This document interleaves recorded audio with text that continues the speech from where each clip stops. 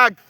का हो ई का करत रहो अब देखो ही आम तू अरे तनी बाप रे यार क्यों तेरा का हो हां हो ये अपना बगीचा में हां त केकर हो अपने में हो दे हो तू आम सब से खियावो अरे हां हई का हई देखो ना हई आम बोड़े बोड़े दा अब देखो मत दही आम देखो हई का हई देखो आम हई देखो है कबा हई तू बोरी कसला हो मारलो हां अरे हो का करबो कुला चार डालो आम पब्लिक के बांटो ने खियावो की मत हां आम के कमी बा थोड़ा हमरो का दे दी हो अरे ले जा ले जा मत हां एक बोरा दे दी हो ले जा की खई बाप हो देखो तेरा बड़ा बड़ा तेरा फरल बा कहां तरो आम टूटता ना बाप रे बाप देखो तो हई देखो तेरा नु हो हई देखो हई बाप रे बाप आम अरे गदा आवा हो हई देखो हई आम टूटता आवा है ने आवा हई देख रे मार देते हई देखो तमाशा हई देखो हई तो हो जा फरल बहिन कर हई देखो तेरा हई पसेना छूट गई बाबू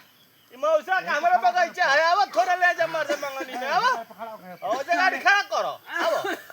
आवा हां हां आवा ए बोरी ओरी जे काम मर दे आवा बोरी के का फरक पड़ब ए तने हमर मामा मौसा है संगतिया गइल बड़े 10 किलो आम दे दो का हो संगतिया गइल बड़े हमार लो 10 किलो दे दो लो ही तू के गिरावो तनी ए आवा होय कसिलो आवा आवा आव रे भाई के बड़ा जा तेरा पे भेंट भोज तोरा से आओ खइबो त ना ले बनू